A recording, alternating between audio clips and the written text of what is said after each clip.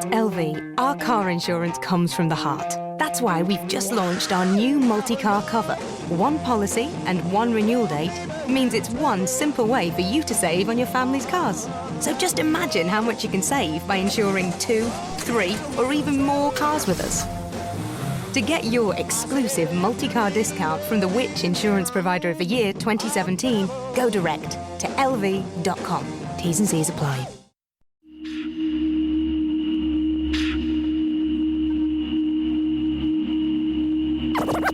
Ladies and gentlemen,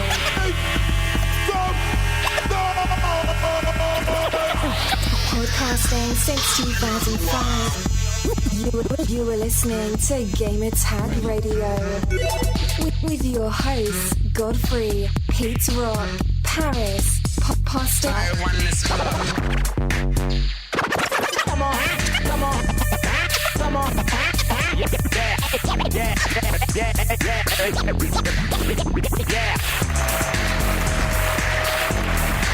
Welcome to Gamertag Radio, episode 478. This is your host, Godfrey, and this week we have Paris. What's going on, Paris? It's good, man. I'm excited. The interview that we got this week, very excited about it. So what's going on with you?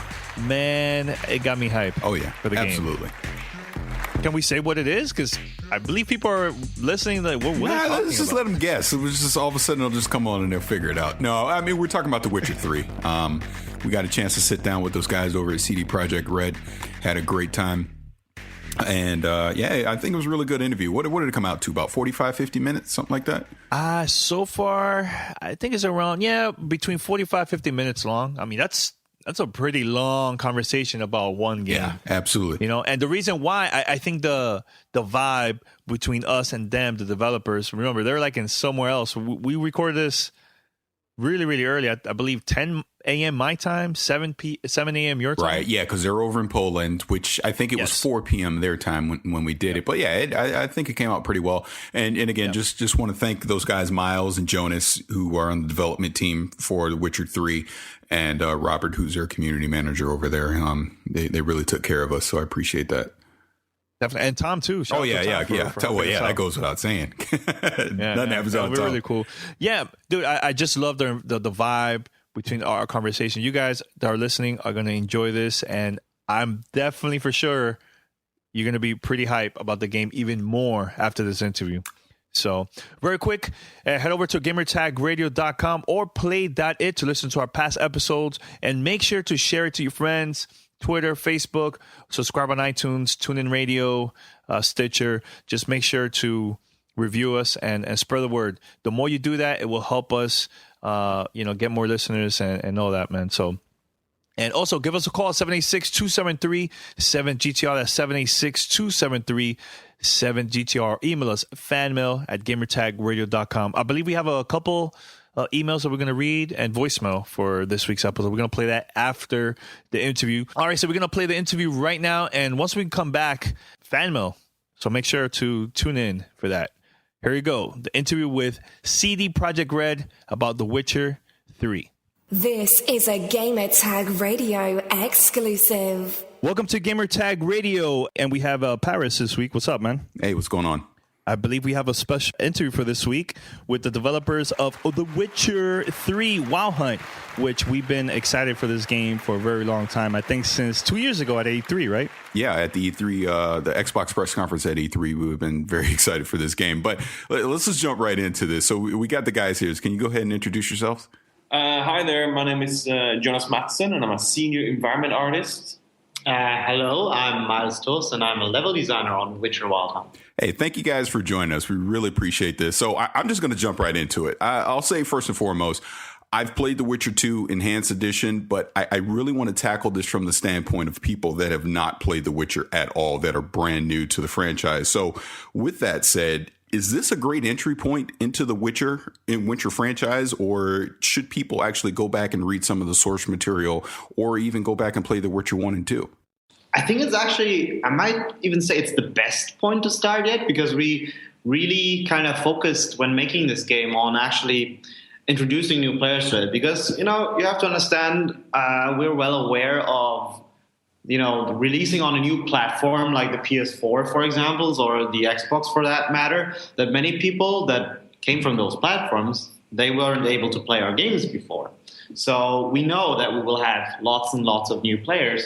And having that in mind, we designed a very, very intricate, I would say, introductory experience to the game that should allow players to, be eased into the world, not only the game mechanics, but also the story, the universe. What is it about that you're doing? Why are you doing it? What is the world about? What the situation is. There's war and all of that stuff. So, yeah, I mean, you can walk into a store, you can see the game on the shelf, you can know nothing about it, and just buy it straight there and go home and start playing it without any problems. It's a very smooth introduction. Well, allow me this follow-up then. Let me ask, what is a Witcher and what is the Wild Hunt? Well, a Witcher is it's a kind of a monster slayer for hire, a kind of mercenary, often considered to be kind of an outcast of society. They're needed, but people don't like to hire them because they've been mutated to become extra fast, extra strength, and so on. So they're not considered to be quite humans, so not very popular in society. Yeah, at the same time, basically these monster hunters are needed because the world of The Witcher is basically riddled with all kinds of monsters which pose a threat to the average person. And as such, these people often come together. Like, they can be regular villagers, they might even be royalty. And whenever they have a monster problem, they will spend money and hire you. And that's where you come in as a player. I play the past Witcher games, and, this seems like the world is really, really big and open. Like, how big it is compared to, like, the past Witcher games, open world-wise? Wow, that's a good question. I think it's we spend a few times trying to measure it, and it's really hard to talk about the size without actually mentioning the quality, because we want to make sure that it's not just a big world, it's a big world filled with lots of things to do. And the reason why it has such a big world as well is because the story needs it. So in terms of comparing it to the previous games, what's the official one we tend to give? It's 35, I think, 35 times. Yeah, I think that's what we say. Yeah. That was our last measure. But 35 times compared to Witcher 2? Yeah. I think I just passed out of my chair. That's insane. That's amazing. Measure again, because think about it. How do you count locations that are essentially double? We have many locations in the game that are actually altered by the player's choices. So you might have a village that in one version of the game is basically burnt down, and another they do different things there. Like, your choices affect how this village's future is actually affected. So how do you count a location like that is fundamentally different from one state to the other, or even has 3 different states? Yeah, and add to that all the layers of exploration you can do, like the sewers, the caves, and so on. So it becomes quite tricky to know the exact number. All we know is it's very big. Yes. Yeah. I mean, this world is so big, and like, how long it took for you guys to develop this game? Yeah, just about over 3 years now, I would say. But it's also about having good tools and not just the will to do it, but you got to have the right tool set to do it. So, our programmers have helped us greatly to speed up the process of the development of the Wild Hunt. So it's been a lot of hard work and a lot of handcrafting in the world. You'll be surprised actually how much handcrafted, because sometimes when you have an open world, you think, oh, it's all generic, but really we spent so much time making that perfect forest path, the view here, etc., etc. So it's quite a large amount of work, but arguably you could say we spend too much on it in a way, but we think it's worth it because there's now, as a result of this process of handcrafting, there's now so much detail for the player to find in the world. And with handcrafting, what we mean is literally like every tree and rock or even house, like whatever you see, it's actually placed by hand on the level by a very loving and caring designer or artist. And again, this results in like having lots of, because Jonas and I, when we were working in the engine, we would make a location and try to put like our different of food on a table, or the arrangement of a crime scene, where basically if you look at it, you can kind of go all Sherlock Holmes and deduct what happened in this place. So there's lots of these different kinds of stories and details for the player to find. Yeah, I mean, it's very important for us that even if there's no quest going on, there's still, you can tell a story with the landscape, with the scene, what you're seeing there. So that has that kind of thinking has affected us a lot when creating this game. Yeah, it makes the world feel very rich. Yeah. Well, you guys have, in the last few weeks, I've seen a lot of information come out about in the environment where like you've already talked about, your choices matter. I mean, the endings can change depending on the type of choices you make, both good and bad. But talk some about the fact, like, there's wildlife in the environment that you could randomly kill. There's bandits that may be in a village that if you clear them out, villagers will come back into the town, those type of things. Talk about how some of those changes just affect everything that happened in the game. In so much, like, I'll just take the example again. If you kill a bandit in a town, some of just the things that could happen, people could come back, it could attract monsters, things of that nature. All right. Yeah, it's a difficult question because we have it in so many different scales. You might have a situation where, let's say you find yourself in a tavern attacked by or in the company of some bandits, and you don't know whether these guys are friendly or not. And now you get to make the choice: do you want to kill them or not? Because they kind of start talking to you, being the outcast, monster hunter kind of guy. And depending on whether you kill them or not, way later on in the game, a path might be open for you or not, right? So you might find an NPC that goes, all right, here, go through this gate. But in the other version, if you had killed the bandits, he'll say, oh, yeah, but you killed my mate. I don't know. I don't want to let you through. So now you have to actually go and find another way into wherever it is that you're going. So that's one way where how your choices can actually affect gameplay and the story that you have. On the other hand, speaking of locations, as you said, yeah, we'll have situations where you might find a village that is overrun by monsters, and you can go in and clear these villages of their monster problem, and you'll find that later when you come back, people have moved in, settled in, opened up shops, and that actually enables you to now have a new trading post, if you will. Mind you, that in the game, the way it's presented, these are not quests. Literally for you, what you see as a player is like, oh, there's monsters in this abandoned village. So you go kill it.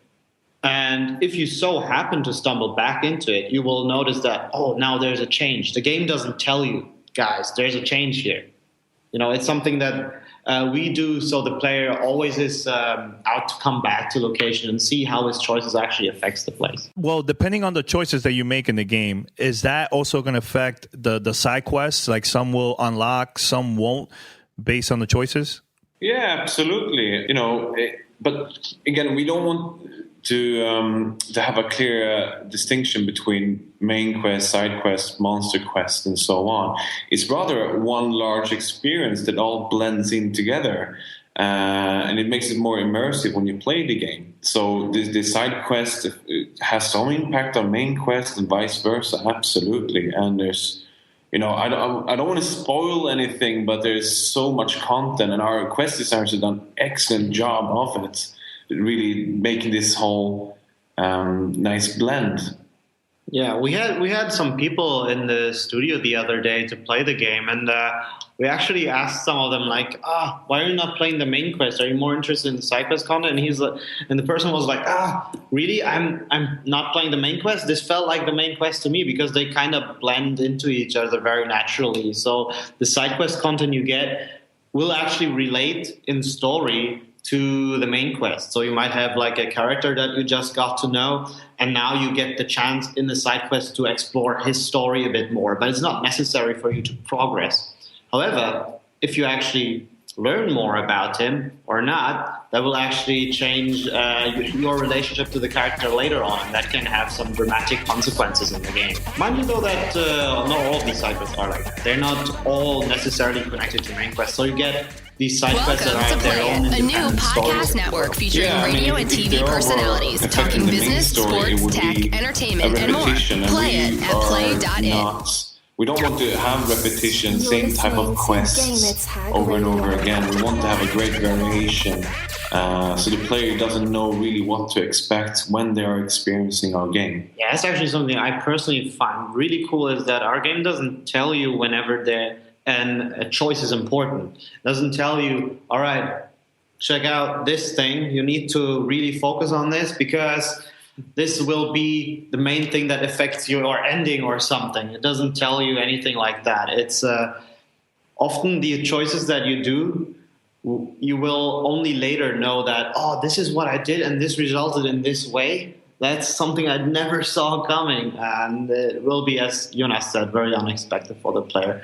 I think that's a really cool thing. And it's the same thing like when it's daytime and nighttime, there will be quests, especially only for nighttime, right? Yeah, it depends on the kind of quests. Like some of the quests, depending on the narrative, really, they're available to you independently from the time of day. But definitely some NPCs will not hang out for you day and night waiting for you. Or maybe the certain kind of monster that you're about to hunt only comes out at a certain time of day. So definitely our time of day has an effect not only on how people live in the world or react in the world, but also on how quests are delivered. I want to get back to monster hunting in just a second, but I want to touch on this one topic before I forget. So with the leveling system, there's been a lot of talk here in the last week or so about higher level weapons and gear permanently scaling down to whatever your current level is when you find that particular item. Can you talk about why that decision was made? Can you enlighten me on what you've heard? Okay, this was, I was watching, believe it was Damien. He was on Game Trailers Live. He did an interview. And one of the questions came up about weapons in that, say you're a level 15 and you find a level 25 weapon, that weapon will scale down to your current level of 15, but it will permanently stay at that level. It won't scale back up to what it could have been if you found it later when you're at a higher level. All right. It's actually not our area. Okay. That's fine. It's just I caught onto that, and I was really curious what went into that decision, so I figured I'd ask. I play this game, but honestly, when my playthroughs, I haven't really paid attention to these kind of things. I wouldn't go out on a limb here, but I'm pretty sure it only applies to. It doesn't apply to like ultimate weapons kind of thing. It's okay. The sword you'll find will be on your level. Well, can you kind of talk about the difference then between ultimate weapons and just regular weapons, I guess? So I can understand the difference? Quality level. So you get like rarer items that are more rare or unique even versus items that are more generic, like your basic soldier's sword or whatever.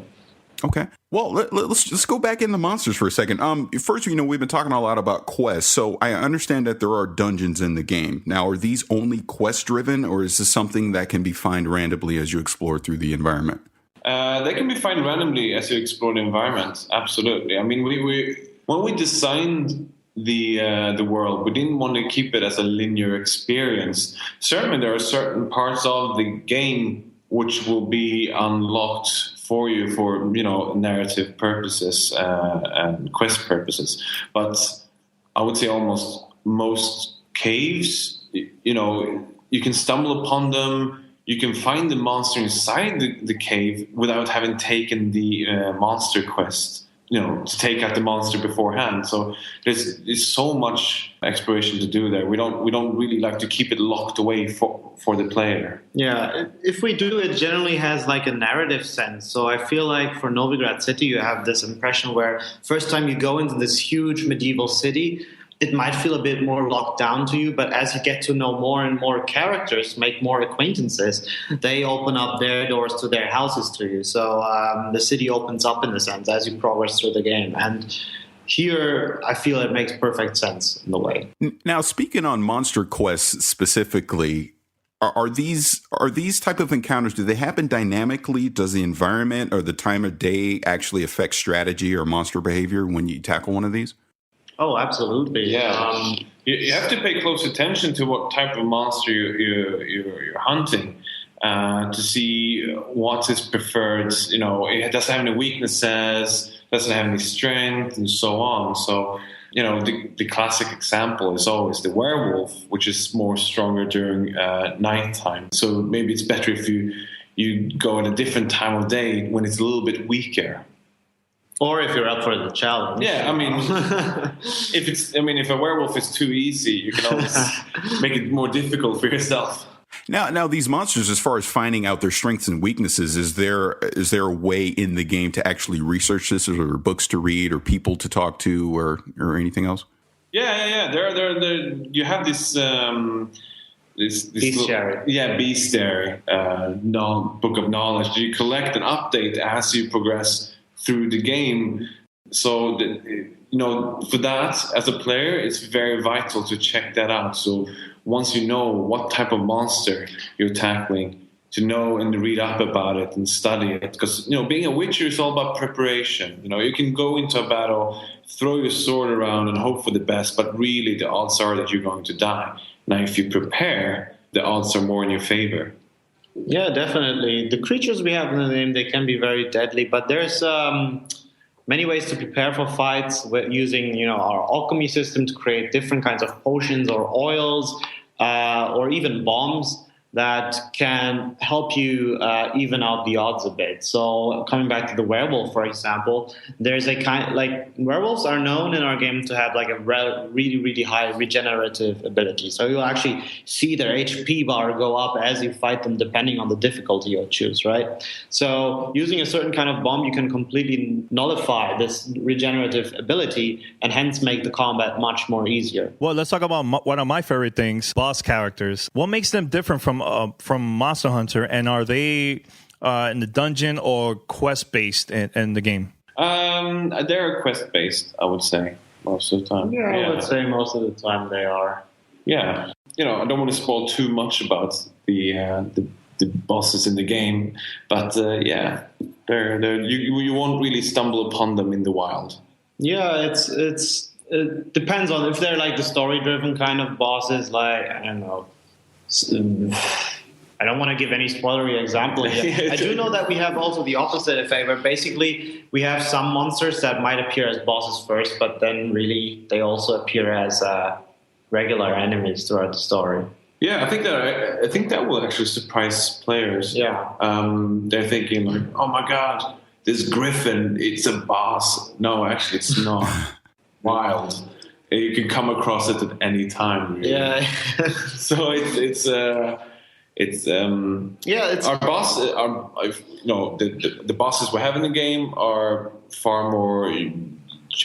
Say the word, unique, maybe. Yeah, unique in a way. Maybe like this kind of griffin is like a much stronger version because it's older. It's actually more experienced. But we didn't want to give the impression that, all right, there's one griffin in the world and you just killed it.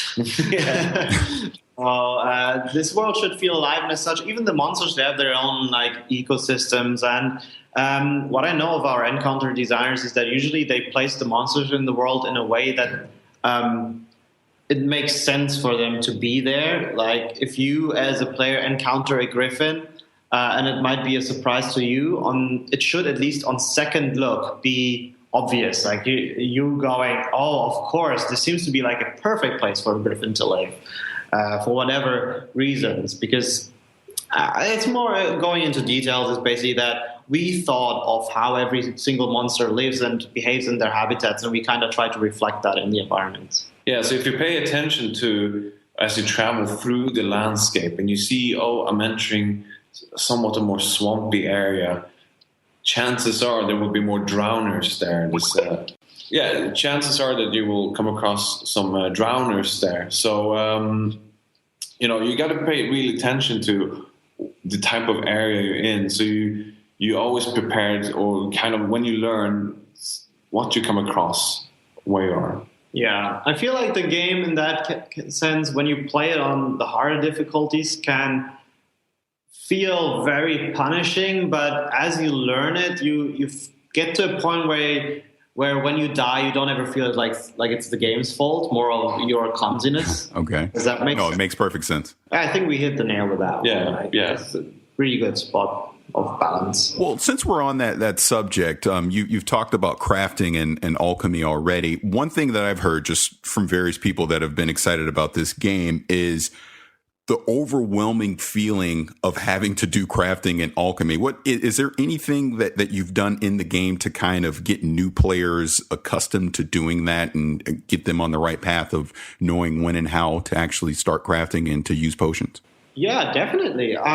So one thing we found initially is coming from Witcher 2 is basically that people would really save their potions. They might make them, but never really use them because they had 3 charges on them. And then they felt, I might save it for this encounter. And, then they say, but maybe not. And then they wait, and never use their potion because they always save it for the next better opportunity, right? So the way we alleviate it is basically have an easy way to replenish potions. So now when you craft a potion, it's more like unlocking a new toy, where you use the ingredients, you create the potion, you get a certain amount of doses, you can use them. But now, once you depleted your potions, you can use alcohol and meditation to recreate them and get back your entire stack for relatively cheap. And this we found encourages players to actually play with various potion combinations and go out and make these different kinds of potions. Yeah, we got a lot of feedback from the fans after Witcher 2. Basically, a lot of the players didn't really use the crafting as much as we would have liked them to in the previous title. So we had to rethink of how to make it more accessible for more people and more enjoyable, I would say. Yeah, because I would say that's the one thing I took from when I played Witcher 2 is I didn't craft that much. I relied more on combat than I did anything else. So looking at just some of the videos and everything I've seen so far with Witcher 3, it seems to be a big part of what you guys are trying to get across. So I'm just curious, as a Witcher 2 player, what's going to be my incentive? What's going to push me to want to actually start doing that more? Yeah, for example, some of the most powerful items that we have in the game, they're actually made by crafting now. And generally, I feel like you'll find more crafting ingredients just roaming the world. And that's sort of the perk of having an open world. You get to place a lot of places where naturally the player will stumble upon ingredients. So it's not as hard to come by what you need. Ultimately, you can also go to a store and shop and just stack up on what you might need, all the last remaining things for your potion or armor that you want to do. On top of that, I would even say that we really try to do this split between offering different kinds of experience. So if you don't feel like using alchemy and crafting, you can go to the more story-driven experiences, like difficulty levels that we have. The easy or normal level are basically more for players that really just want to focus on the story and not have all these deep RPG mechanics that kind of take away from that in a certain sense. However, if you're more of a hardcore player that really wants to find all the nuances of every of the RPG, like really take care of your equipment, really keep your character updated throughout the game, and focus on the gameplay aspects and the story alike, you can go on the harder difficulties, where you'll find that it becomes increasingly more mandatory and helpful to success. Personally, for me, same for me when I was playing The Witcher 2. I didn't do much of the crafting. I usually bought my equipment. So for me, as a player who don't do much crafting, I found myself doing a lot more crafting now when I'm playing the Wild Hunt. So this system fits perfectly for me. It's fine, really. Like, we don't want our gameplay mechanics to get into the way of our story. Like, our story is really important to us, and all the different sub-stories we try to tell in the side story missions. But at the same time, we also realize that the gameplay should be complementary and support our universe and our, again, narrative. So we offer both options, really. This also reflects in the way we do like our UI design, I guess, in the sense that we allow the player quite a large many options to customize their UI and ultimately their experience to their liking. You can turn off quest markers or on the mini-map. If you really don't want to know what's in the world and just go free form, you can turn off the location markers. But again, you don't need to. We even have like options for people that are more story driven to actually enable most of these markers and have like a really guided experience, if you will, if they just decide to focus on the story. This is Gamertag Radio. Voicemail 786-2737-GTR. All right. Hey, okay. Advertising time. So this week we got a new sponsor. We got Pro Flowers, and I really want to thank them for supporting our podcast. And with Mother's Day coming up, I'm sure everyone out there is scrambling, thinking, man, I got to get my mom something. What am I going to get her? Well, we're here to tell you, go with Pro Flowers. They actually just sent us over some flowers right before we started recording this. Beautiful bouquet, reasonably priced. And for this week, Pro Flowers is offering our listeners 100 blooms with a free glass vase for only $19.99. Or make your mom's day extra special with a premium vase and add chocolates for an additional $9.99. Just go to proflowers.com and use the code GTR. Now, Danny, did you get Pro Flowers as well? Yes, my girlfriend, I surprised her today. She got hers today, and I believe Pete Rock also sent it to his wife, and she was surprised, and she said that he is not in trouble tonight. So that's a good sign for supporting Pro Flowers. Yeah, absolutely.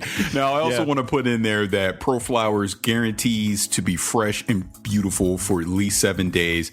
And, you know, the website is easy to use and makes buying a beautiful gift for your mom simple and quick. And remember, guys, Mother's Day is coming, so do not forget it. I believe it is May 10th. So take advantage of this offer. Pro Flowers, get that free glass vase for only $19.99 and use the promo code GTR. So go to proflowers.com, use the code GTR. Paris, once again, you want to hear my update about Harry's? Yes. Well, last week I was saying that I was planning to subscribe fully and cancel my subscription from the other company because I felt that the sample that we got from Harry's, the blades are pretty smooth. I noticed the difference after I shave, and I use blades all the time because I'm bald, so I'm always shaving all the time. I know you're very picky with blades too, with shaving, right? But I think this is it. Harry's is legit, and I really like it. But you want to say anything about that though, about Harry's? Yeah, I mean, like I said, I went almost 20 years without using a razor just because I worry about razor bumps so much. But because when Harry's decided to sponsor us and send us a sample, I decided, let me give it a shot. So I started using the razor, and I mean, it's been a smooth shave. It's been great so far. And I mean, since we've been doing this over the last few weeks, I've had some people hit us up offline like, hey, the Harry razors really is as good as you're saying? And I'm like, yeah, absolutely. Harry's is working great. I really like it. And while I have not done a full subscription yet, I'm pretty sure I'm going to go ahead and do that this week. Yeah, that's how good. much I like the razor. Well, here's another thing I have to say, and this is legit. I purchased the first set, right? And someone from their company contacted me right away after I did that, and they were like, hey, any issues, let us know. Like, I love the engagement with the consumers. I think that's very important from any company. So by them doing that was really cool, and I asked them a couple questions about the product and everything. So here's very quick. Shipping is free, and the blades go from their German factory straight to your door at the factory direct prices. So if you want, compare the prices that they have and other like retail stores from other products, and you see the difference. Here's a special offer for you guys, all the listeners out there. Go to harrys.com and enter the code GTR at checkout to get $5 off for a starter set.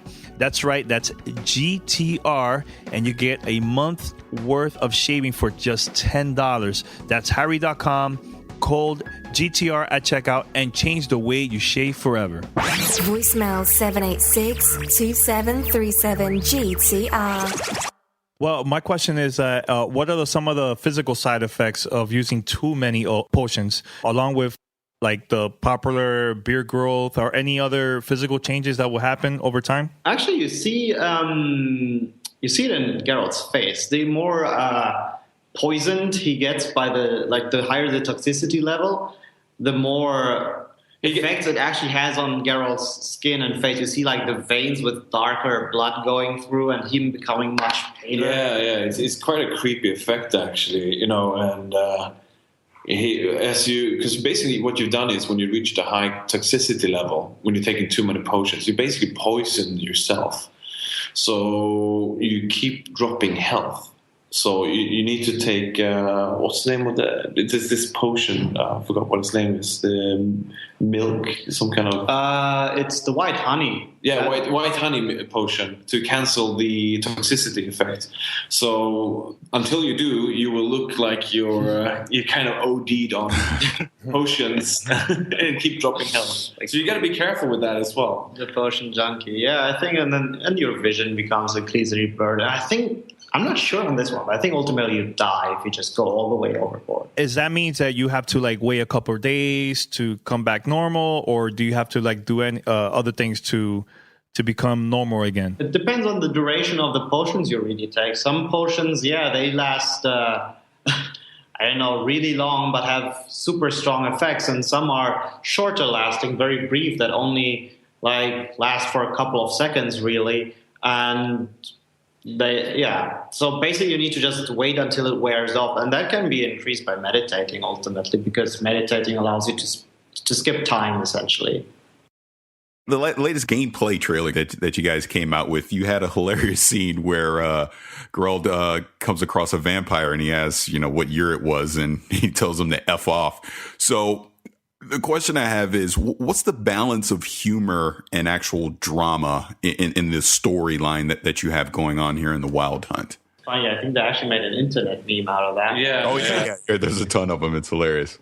We were actually, personally, I was quite surprised on seeing the how much fun people were having with that. But in regards to the balance between drama and comedy and tragedy and so on, I think our story writers have done a really great job. So when you play the game, you will go through this whole emotional experience. Some moments will have this nice, dry, cynical sense of humor that just leaves you laughing. Some moments will actually be quite upsetting without spoiling anything. And it's in the same style as because these games are based upon a book series from a fantasy book writer named Andrzej Sapkowski, and his style of writing is very dry, sense of humor, and our writers have really, they grew up reading these and have really taken on the spirit of that and continue writing in this style.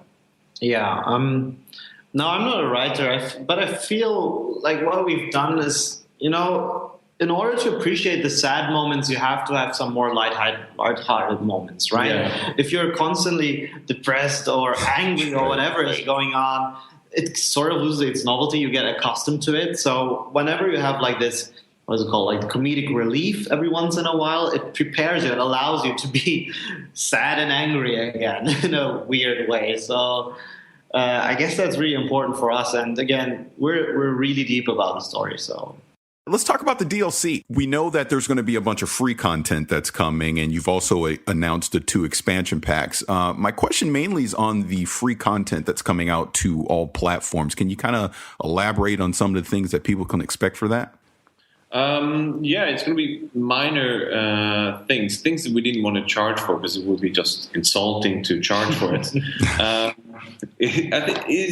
think one of them is beard and hairstyles. Yeah, we have some cosmetic ones, but they also range to full-blown out quests. So it's not like we're just going, all right, have these cosmetic tidbits, but it's a wide array of stuff, really, that you can expect from us. And, if we didn't want to put these 16 DLCs together and make you pay for it, because it's just 16 minor things. It wouldn't really make any sense for us to charge for it. Yeah, yet we still wanted to provide some goodies for the players. Yeah, as a kind of reward for believing in us in our product as well. So it's kind of it's a way of saying thank you. Cheesy, but we got like insane fan support for this one. No, yeah, absolutely. And I'm definitely one of those fans. Talking about combat, are there any improvements to the combat system from Witcher 2 going into Witcher 3? All right. Yeah, definitely. We basically rewrote the whole combat thing from scratch, took only the parts that we thought that were good, and from there on rebuilt it. Basically, we got a lot of different feedback from the community as to our combat system. And generally what we found with the previous game is more like half-half. People love it or either hate it. And what we really noticed stuck out is that people wanted a lot more responsiveness. So that's what we focused on when creating this new combat system, is actually making it flow and react to whatever buttons you press. So basically, if you press a button, it translates into one action, and if you press another button, it will also do another action corresponding to what you press. And Witcher 2 was more like, you press a button, then you might be locked in this sequence of animations. This is not the case anymore. So we put a lot more control into the player's hands. So I know the game is coming to Xbox One, PlayStation 4, and PC, and we already know that the console specs are already locked in. But can you tell our listeners who are planning to pick up the PC version, like Paris here, about the hardware requirements to play on ultra settings? It's all online. So I don't know. I'm not a hardware kind of wizard. So it's all online in the specs that you need, the recommended and the minimum. Well, let me rephrase the question this way. There hasn't been anything official online as far as ultra settings go for the PC version. We've seen some speculation. I guess a German website got to play it, and they mentioned they played it on ultra settings and kind of talked about the specs. I've actually, just so you guys know, I've recently just built a brand new gaming rig specifically to be able to play this on ultra settings. And the reason we're bringing that up is because you guys have been on record as saying that you're not showing off the ultra settings until the actual game comes out because you want people to experience it. So let's just kind of focus on that for a second. Why not show off the ultra settings prior? Is it really going to be that big of a leap that you truly want gamers to experience it for the first time for themselves versus on a video? I'm not. Yeah, again, as we said, we're not really. Right. I mean, up until recently, we've still been optimization, and we still are. You know, as we're basically providing support way after the game launches.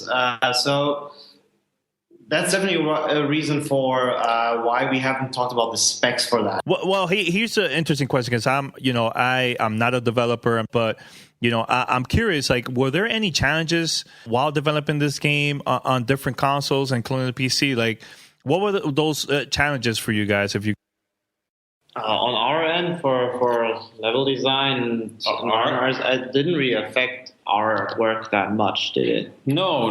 We wanted to make sure it was the same experience on all platforms. So really, with the arrival of the new consoles, it kind of made sure that we are not held back. And we can do the open world experience there is equal for all platforms. So for us, it's been a good thing, really, with this, and it really has been no compromises for us.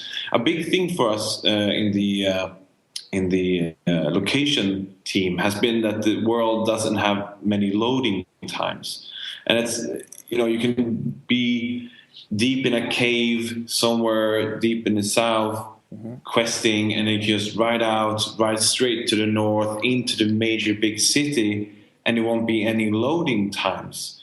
And for us, that was really important to have that on all platforms, to have this kind of seamless experience. Yeah, because it definitely enhances on the whole aspect of having an open world that is free for the player to actually explore. Now, what you said actually remind me that, yeah, if anything, it was quite to the contrary. Because of the new consoles, but also the advances in PC hardware, we're actually able to keep a super high draw distance. And speaking of level design point of view, that's really important for us because now we can see all these interesting spots in the distance. And not only do you always have something to do, always something where you can go to, but also it helps the player orient himself within the world. So if you see Novigrad in the distance, you can kind of gauge your relative position and know where you are, right? That's an aspect that actually we try to convey in most parts of the open world, where you should always be able to look around and see like at least one major landmark that you know and can refer to. Another thing too that I want to know too is the voice acting for this game. Or how was the process on that? And is the main character? Is this the same person that was in the previous Witcher games that did the voice acting for that character? Yeah, it's Doug Cockle. He's been with us from the start. And, we're, of course, happy to have him with us here now in the Wild Hunt as well. And in regards with the other voice actors, the process is also that when we shape the landscape, the people are shaped by the landscape, and their accents and how they speak corresponds to that. So people will speak in different ways in different regions. So I think it's the writers who's in charge of that, to finding the right accents and right actors. It was quite a long process to establish that, but you will really feel it when you travel across the landscape, the difference of character that people have, and it's really nice little detail, at least for me. Yeah, you can definitely tell like the cultural differences within among the people that live in our world. If you go to Skellige, for example, you have more like a Scottish? I think Northern Irish. Yeah, I'm not really good when it comes to accents, so I know it's that kind of accent. I will be slaughtered online by people for saying it like that. And then again, you have like the Nilfgaardians in our game have their very own accent. And again, if you go to Redania or Temeria, which are parts in our world, you get different accents. So actually, for people that are even very familiar with the previous games, they can even like listen to the people and sort of make out from where they come. And that's something that's also picked up in this game's story every once in a while. Well, let me ask a more nerdy question here, talking about the environment. We've talked a little bit about the day-night cycle, but what about the weather system? Is that completely dynamic? Yeah. I mean, you can't control the weather really in this game. Like we can. We can with the developers, but as a player, I mean, you have to keep track of the weather, especially if you're on a boat. I mean, you don't want to be on a boat on a stormy day. So, keep track of that, for instance. Yeah, and actually that goes like the dynamic weather is really cool in the way that it also affects the inhabitants of the world, if you will. So people you will find when it rains, they will actually go and try to look for shelter. When it's sunny outside, you'll see more people outside than when it's just like a cloudy, not so nice day. And that's the different ways people react. And also not only you get the weather, but also the time of day. People will do different things throughout the entire duration of any day. And if you follow them around, you will notice that. Okay, one final question for me on the environment. Obviously, you have Roach, your horse, which you can call to your side at any time. But talk a little bit about the fast travel. So the fact that this world is just so huge, could you just go on a little bit of how fast travel is going to work in the game? So you have to first discover location in order to fast travel from there. And you can't just fast travel from anywhere in the world. You have to go to a signpost and travel from the signpost to another signpost. And this way, we keep in more control over how the player will use fast travel. And it makes more sense if you can fast travel from a crossroads to another crossroad or so. Yeah. People have been worried about us, about fast travel not being well enough, as in that they can constantly fast travel at their own will. But from our tests, if you will, with the hands-on events that we've had, we've actually experienced a lot of people felt about our game that we managed to actually design it that interestingly with so many different details that you are not really willing to fast travel under the premise that you'll feel like you missed something. So that was something that really was important for us because we make such a huge world. You want the player to also go out and explore it. At the same time, we know that it can be quite exhausting to go these long distances. So we try to balance it between providing gameplay solutions to this longevity and also making it still interesting to just go by horse or encouraging that kind of behavior. Well, my last question is: were there any other games that inspired you guys to work on this game, on Witcher 3? That came out in the past? It really depends on who you ask. Like every single person in the studio here will probably give you a different answer. And it's not even limited to games. Like people, we get inspired by books. They get inspired by even music, right? Yeah, paintings. We draw inspiration from a lot of things. So it's anything from you watch a film and oh, that's really cool to. Yeah, it's also kind of the perks of being such a multicultural studio that you have all these people with different backgrounds and experiences. They have all their own stories that they try to bring into the world one way or the other. And I guess that's what allows us to create so many fresh and unique experiences in the game. See, to me, this game reminds me of a mature Zelda game. Personally for me as a gamer, So yeah, I'm pretty excited. I'm very, very excited for this. I'm a big Zelda fan. I bought a Wii U just to play the new one when it comes out. That's how Zelda fan I am. And I wouldn't deny that it might have found its way in the way I design levels or locations. But I don't know if players would be able to tell when they play it, really. It's for example, if Jonas designs a dungeon, it might be entirely different from how I do it. So... Yeah. And on the subject of Zelda, I still dream about Wind Waker. I love that game so much. Yeah. Yes. Awesome. But awesome. I think one inspiration for me when creating the landscape has been Red Dead Redemption in terms of how it feels when you travel across it. So that's been really well. That's pretty big because that was a fantastic open world game. So it's really good to hear. So guys, you see, the range from Zelda to Red Dead Redemption, that's pretty large, and that's just between the two of us. So there's a lot of different opinions on this matter. All right, Paris, I believe we're going to end it right now. And guys, look, I want to say thanks for taking your time to talk to us and everything. And I'm very excited for the game. Paris, he's excited. And anything else you want to say, Paris?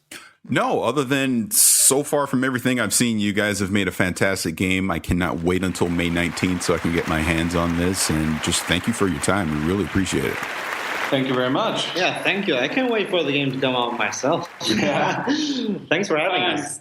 Welcome to Play It, a new podcast network featuring radio and TV personalities talking business, sports, tech, entertainment, and more. Play it at play.it.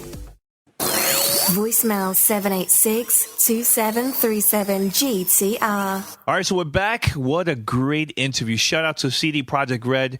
I had an amazing time recording this. And honestly, Paris, I am very picky, but I feel like this is one of my favorite interviews since the Phil Spencer interview or even the Titanfall interview. Oh, I would agree, 100%. And again, just big thanks to Miles, Jonas, and Robert for coming on and doing the interview with us and talking about The Witcher 3. Now, one thing I wanted to correct. Since we recorded the interview, there was the one question about the weapon leveling that they couldn't really answer because they weren't that aware of it. Well, just by chance, I happened to be on Reddit and I ran into Damien Monier. I believe that's how you say his last name. Who's that? Damien Monier. Okay. I believe that's how you say his last name. I apologize if I'm butchering it, but he is a senior game designer over at CD Projekt Red, and he's the one that was on Game Trailers Live that actually answered this question originally. Mm-hmm. So I brought up to him that we did the interview and that there was some confusion about the weapon leveling, and he confirmed that what it is the kind of like they were already saying during the interview, the ultimate weapons, their level won't change. If that is like a level 25, level 30 weapon, that will stay what it is, and you need to get to that level to actually use it. But the other weapons in the game, yes, they will scale down to whatever your current level is, and they will stay there. And basically, like he explained it to me offline, is it's not, you won't notice it while you're playing. You won't even know that this is an issue. So I'll just simply say, we'll see when we're playing. It seemed like Miles and Jonas didn't notice it at all while they were playing. And actually, this was a feature that was recently implemented into the game. So they may have just been completely unaware of it since it was a newer feature that just came out. So just want to clear that up. But again, thank you to those guys. Really appreciate the interview. I thought it was fantastic. It just got me even more excited to play the game. Awesome. Can't wait. Yeah. Same here. Which I think we actually have a voicemail on this very subject. So do you want to go ahead and play that? Yeah, let's play right now. Fan mail at gamertagradio.com. What's going on, Danny, Paris, Pete Rock, and Poston J? How you guys doing?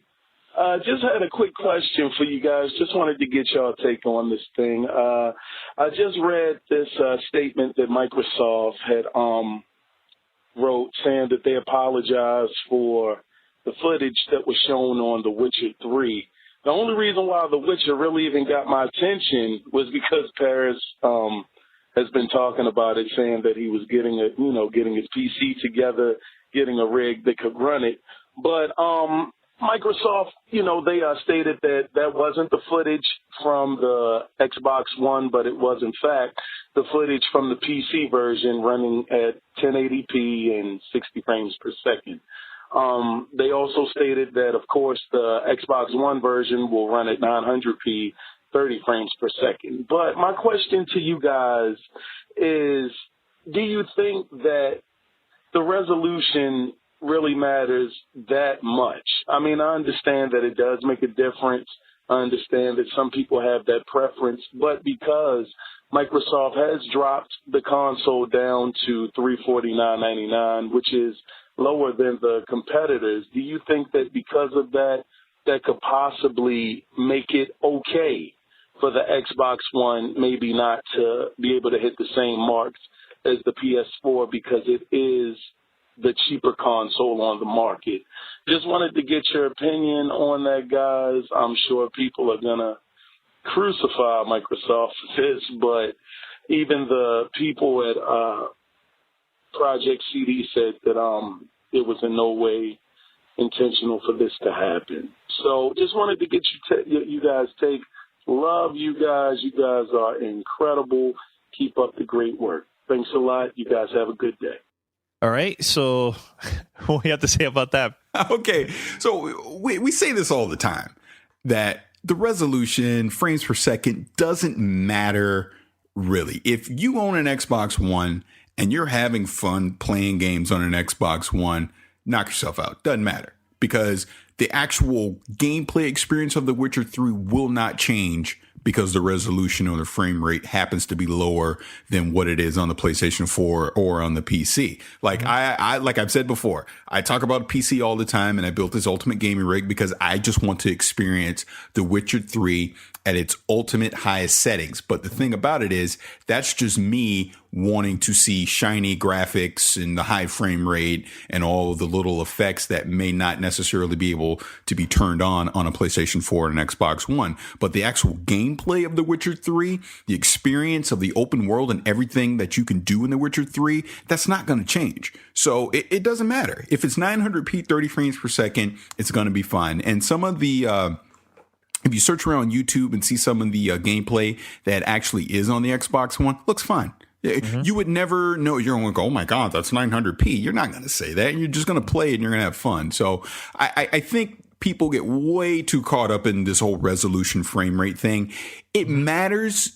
If it matters to you, then go get the hardware that can actually support it. If it doesn't matter to you, get the system that your friends are on that you're going to have fun with. That's all it comes down to. Well, I, very quick before we start reading the other emails, somebody also contacted us through Twitter, and he asked, hey, I listened to, last week's episode of GTR where you guys talked about Battlefront, and I think Pete was the one saying, hey, yeah, I'm going to buy PlayStation 4 console just for this game, and a lot of people were asking, hey, should we just buy a PlayStation 4 for Battlefront and forget the Xbox One version? First of all, we haven't seen the Xbox One version at all. So, but I know if the developers are going to work on a game and it's going to be an all platform, they're going to go 110%, make it happen and make it work for that particular like console, because one thing they don't want is have a great experience on one console and the other one a bad experience. Then it's going to be bad PR and the consumers are not going to buy based on that. So that will give them a pretty bad name for the company that worked on the title. I think that DICE, they worked really, really hard for all the consoles, including the PC. And the only reason why we're seeing the PlayStation logo at the end of the trailer is just it's a marketing thing. We've seen this with Assassin's Creed in the past. They weren't with PlayStation. Then this past Assassin's Creed they have a special exclusive marketing deal with Microsoft. Destiny had the same thing, right, Paris? Witcher.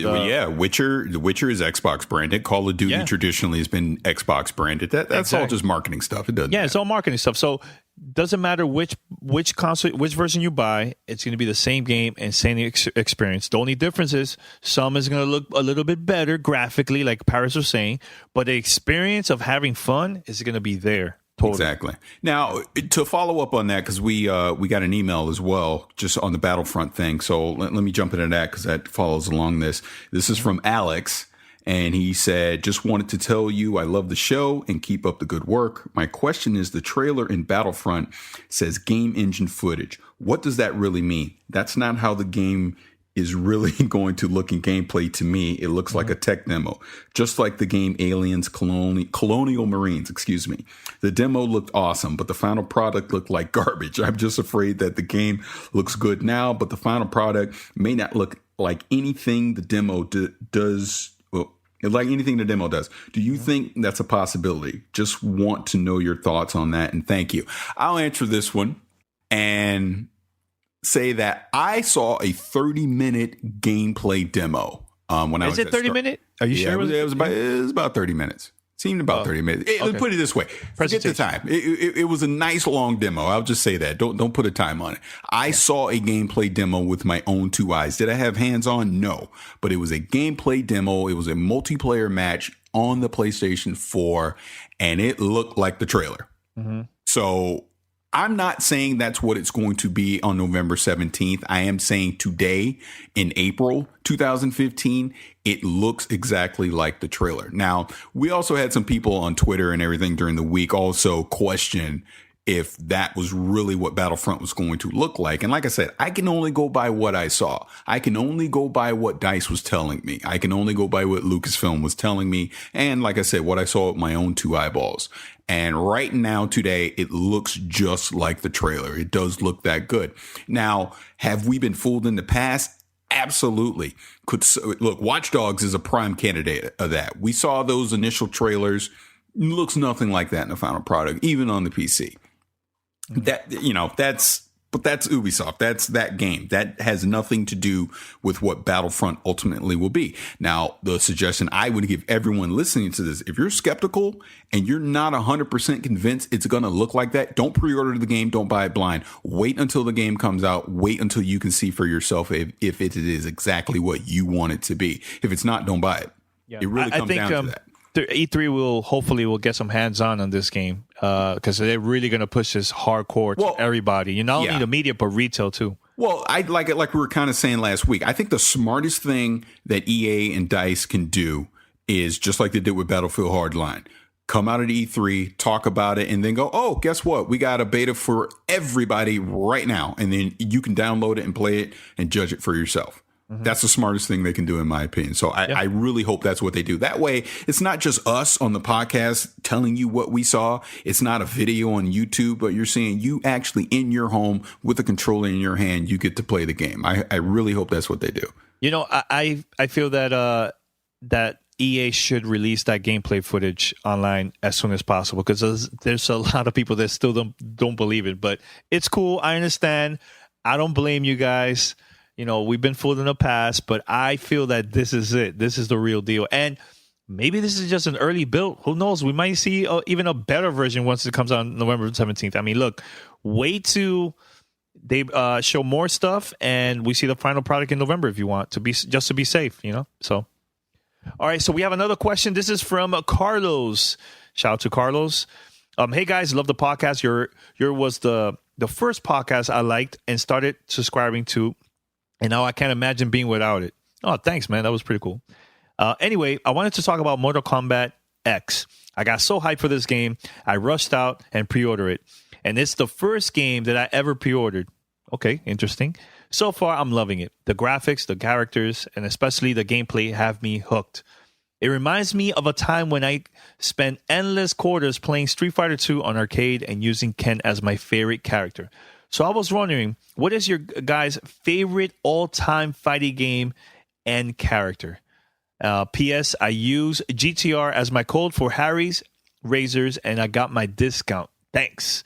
Well, first of all, Carlos, thank you for emailing us, and also thank you for using the code for Harry's. That will support us big time, GTR. So thank you for that. One of my favorite fighting games of all time. I'm gonna keep it old school.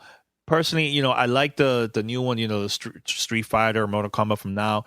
But I feel that Street Fighter 2 is like my all-time favorite fighting game ever for me, and personally. I remember playing in arcade, but once they announced that it was going to be available for consoles, that we could play Street Fighter at home, that was like, what? Oh, yeah. On Super Nintendo? No. Yeah. Like, that was just like mind-blowing. And honestly, I was saying this back then. I was like, graphics cannot get better than this. Yeah, man. I know, right? Yeah. So that was pretty cool. And honestly, my favorite character out of all of them is Ryu. That's like all-time favorite character from Street Fighter 2. So, and I still use him for the current games and stuff. So, yeah. What about you, Paris? What was like your favorite all-time fighting game and character? Yeah, it's Street Fighter 2 as well. I'll give just an honorable mention to Mortal Kombat. Like you talk about the console thing. Remember the whole Super Nintendo versus Sega Genesis thing? On the Genesis, you could... it had blood. Yeah, you could do blood, but the Super Nintendo, you couldn't. Thought that was funny. Yeah, well, this is the bad part about the Genesis version. The controllers, there was not enough buttons, so you had to use the start button. Yeah. Yeah, I know, but no, Super Street Fighter 2 was mine, and Chun-Li. All day, every day. Those legs, I was deadly with them. To this day, I can pick up a controller. I know all her moves. Just muscle memory. Yeah. I know how to do everything on her. Loved her. Yeah, she's pretty dope, man. All right, so let's see. Just real quick. Forget the consoles.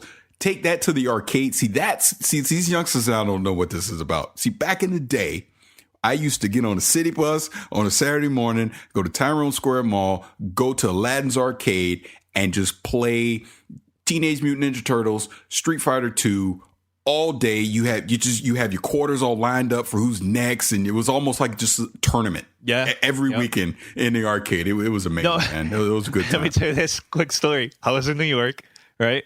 So I got all my cousins like, hey, let's go to the video store, the video rental store. Let's go there. They have Street Fighter 2. Let's just kick some butt. He was like, all right, let's go.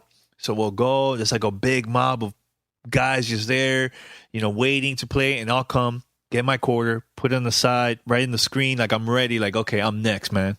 It's like that vibe, dude. That was like a great time, man, to play arcade games, man. Just that, and people are like going crazy in the back, watching two players fighting. Once it gets really, really close at the end, and if somebody wins, like, wow, congrats, dude. Like, it's pretty cool. I think that's a better experience than just home playing online, so all right, so we have one more email. Paris, you want to read this one, the last one? This is the Xbox One versus PS4 thing. I don't know. Yeah, and he is from Poland, so I want to make sure I get this name right. Okay, go for it. His name is Jaroslaw. I hope I'm saying that right. I apologize, but he's from Poland. So actually, let me read the email. He's saying, "Hi, GTR crew. My name is Jarek." And he puts in parentheses, say it, Jarek. I'm Polish gamer living in England. Play games since Amiga 500. Woo. First console Yeah, I know. He's old school. First console was PlayStation 1. Since then, I've always liked consoles more. At the moment, I own all big and small consoles. Each one I love for different reasons. For example, Xbox One for friend and activity section, so I can check how many more zombies I need to slay to get achievements and percentages. Questions to all.